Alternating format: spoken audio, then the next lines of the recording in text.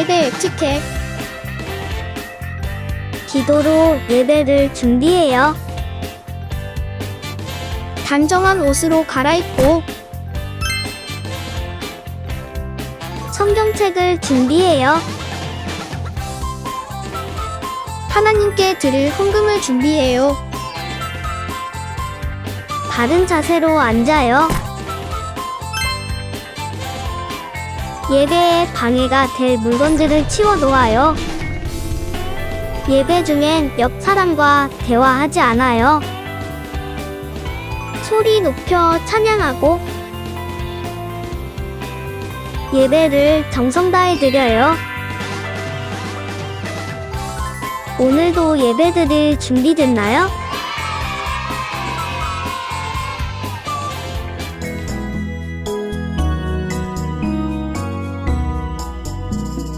예수 사랑하심은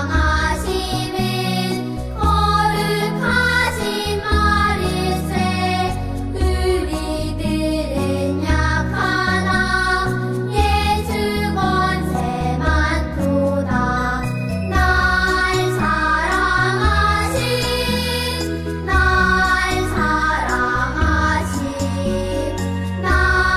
사랑하신 성경에 써있네. 주 너의 하나님께만 경배하고 하나님만 섬기라. 마태복음 4장 10절 말씀. 아멘.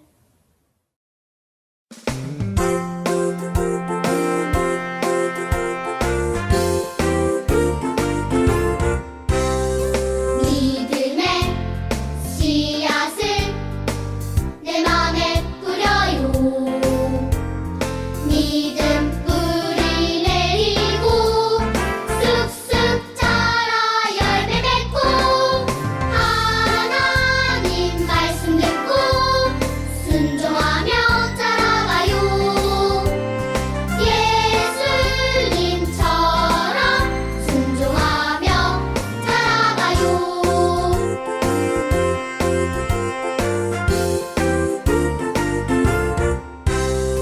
믿음의 씨앗을 내 맘에 뿌려요. 믿음 뿌리 내리고 쑥쑥 자라 열매 맺고 하나님 말씀 듣고 순종하며 자라가요. 예수님처럼 순종하며 자라가요.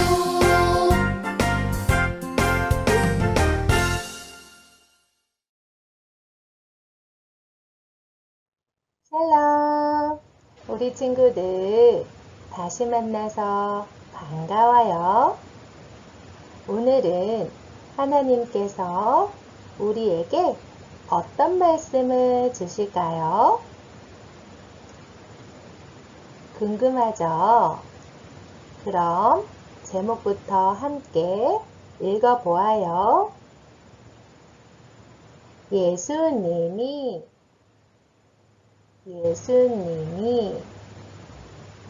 나사로를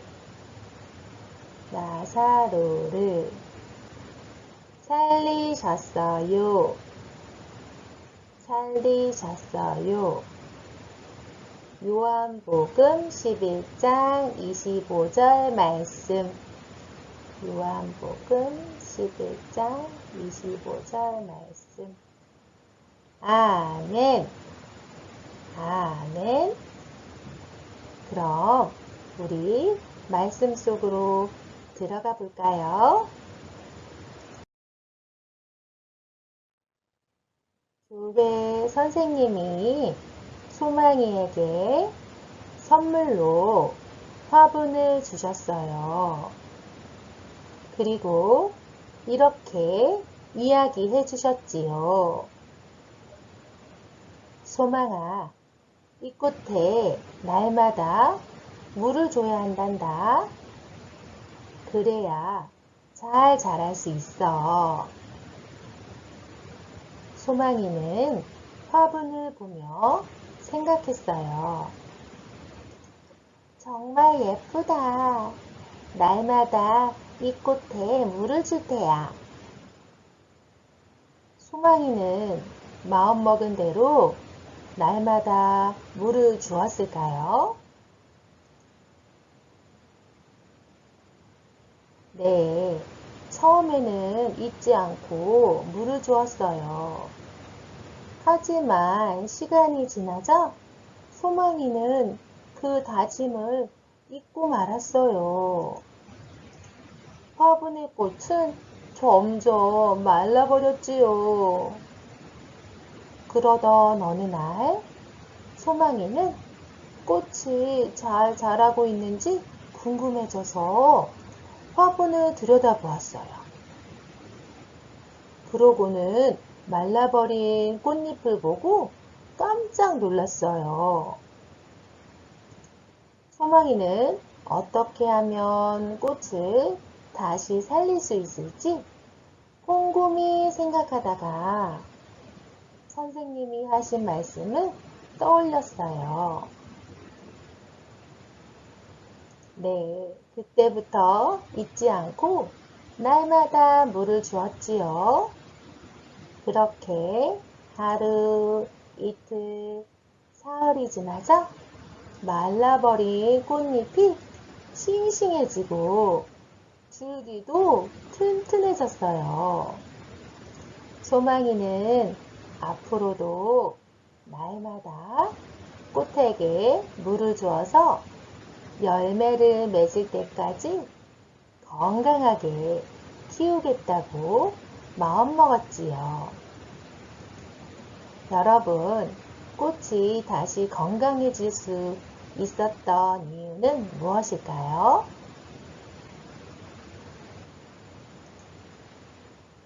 그래요. 비록 꽃잎이 말라도 아직 죽지 않고 살아있었기 때문이에요. 만약 완전히 죽어 있었다면 그 꽃은 살아날 수 없었을 거예요. 이렇게 꽃뿐만 아니라 사람도 죽으면 다시 살아날 수 없어요. 그런데 오늘 배울 말씀을 보면 죽은 사람을 다시 살리신 분이 계세요. 죽은 사람에게 생명을 주신 그분은 누구실까요?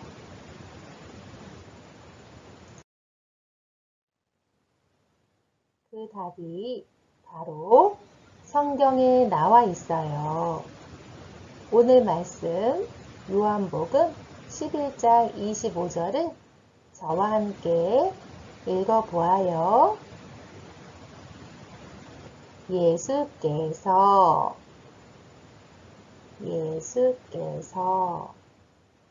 마르다에게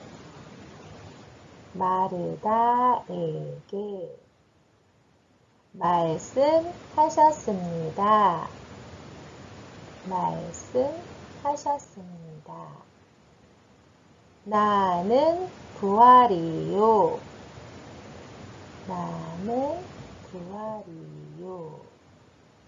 생명이다.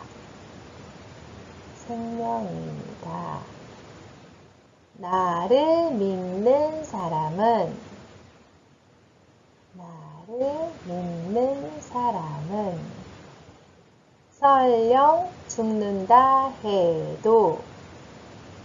설령 죽는다 해도 살 것이며 요한복음 11장 25절 말씀. 요한복음 11장 25절 말씀. 아멘. 네, 이 말씀처럼 예수님은 우리에게 생명을 주시는 분이세요. 그렇다면 예수님이 주시는 생명이란 어떤 것일까요? 또한 그 생명을 받는 사람은 어떻게 될까요?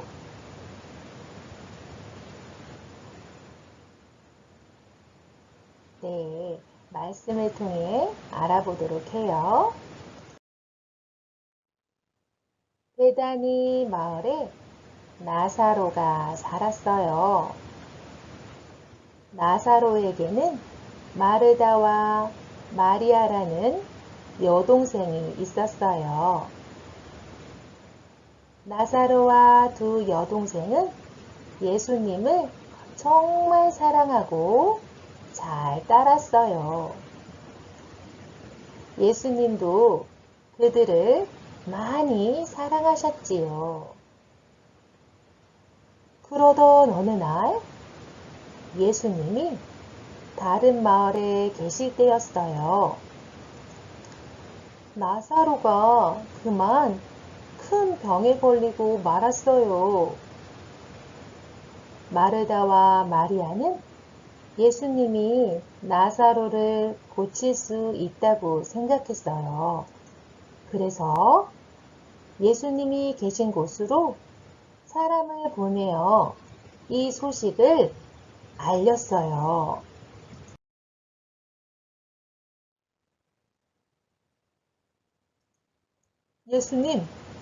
예수님이 사랑하시는 나사로가 큰 병에 걸렸어요. 여러분, 베다니에서 온 소식을 들으신 예수님은 어떻게 하셨을까요?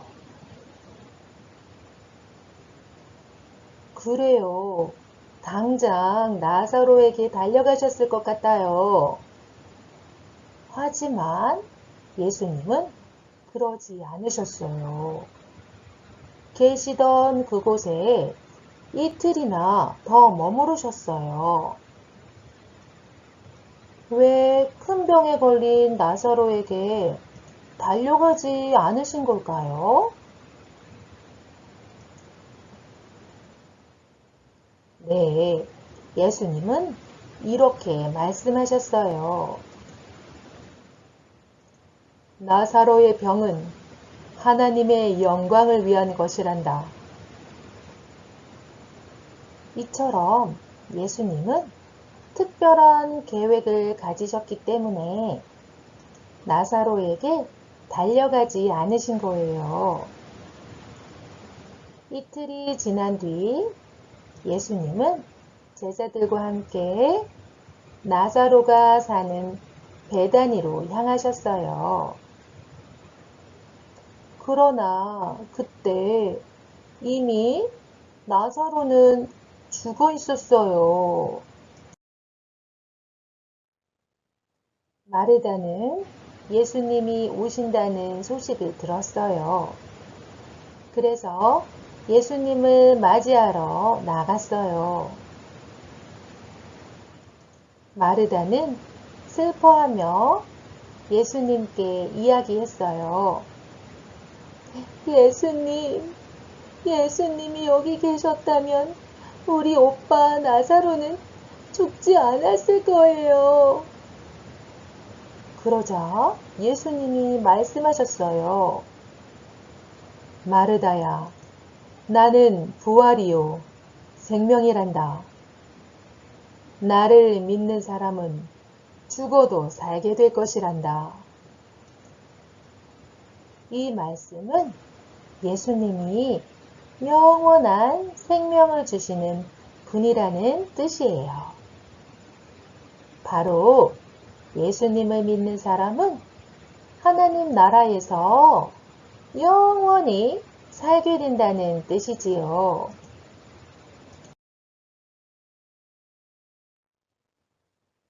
말씀을 마치신 뒤에 예수님은 나사로의 무덤으로 가셨어요. 무덤은 동굴을 파서 만들었고 아주 무겁고 큰 돌이 무덤을 막고 있었어요. 예수님이 그 돌을 가리키며 말씀하셨어요. 이 돌을 옮겨 놓아라. 마르다는 예수님께 죽은 지 사흘이나 된 나사로에게서 벌써 냄새가 난다고 이야기했어요. 그러자 예수님은 마리아에게 예수님을 믿으라고 말씀하셨어요.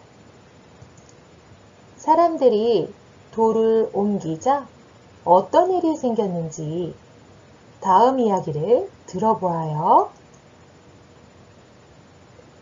예수님이 큰 소리로 말씀하셨어요. 나사로야, 나오너라. 그러자 놀라운 일이 일어났어요. 죽은 지 사흘이나 된 나사로가 무덤에서 걸어 나오는 것이었어요. 이 모습을 본 사람들은 모두 깜짝 놀랐어요. 그들은 예수님이 생명을 주시는 분이심을 알고 믿게 되었답니다. 여러분, 예수님은 죽었던 나사로를 다시 살리셨어요. 그리고 예수님만이 영원한 생명을 주시는 분이심을 보여주셨지요. 이것이 바로 예수님의 특별한 계획이었던 거예요. 이렇게 예수님은 우리에게 영원한 생명을 주시는 분이세요. 이제 다 함께 저를 따라 외쳐보세요. 예수님만이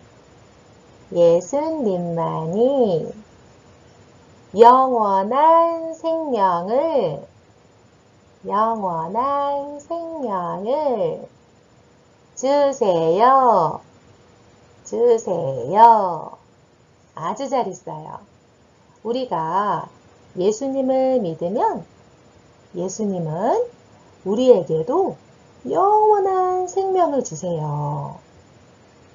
영원한 생명을 얻는 사람은 하나님 나라에서 영원히 살게 된답니다. 자, 그럼 두 손 모으고 기도할게요. 하나님 감사해요. 죽은 나사로를 살리신 예수님은 우리에게 영원한 생명을 주시는 분이심을 알았어요. 그런 예수님을 꼭 믿어서 영원한 생명을 얻고 하늘나라에 모두 다 살게 도와주세요. 예수 이름으로 기도합니다. 아멘. 자, 하나님을 찬양합니다.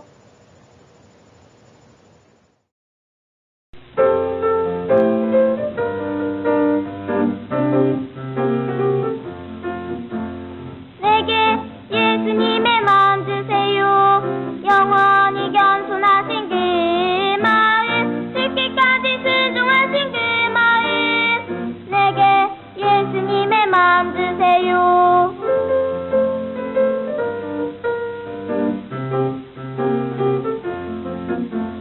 내게 예수님의 마음 주세요. 원수까지 사랑하신 그 마음, 모든 사람 감싸주신 그 마음. 내게 예수님의 마음 주세요. 하늘에 계신 우리 아버지여, 이름이 거룩히 여김을 받으시오며 나라가 임하옵시며 뜻이 하늘에서 이룬 것 같이 땅에서도 이루어지이다. 오늘날 우리에게 일용할 양식을 주옵시고 우리가 우리에게 죄 지은 자를 사하여 준 것 같이 우리 죄를 사하여 주옵시고 우리를 시험에 들게 하지 마옵시고 다만 악에서 구하옵소서. 나라와 권세와 영광이 아버지께 영원히 있사옵나이다. 아멘.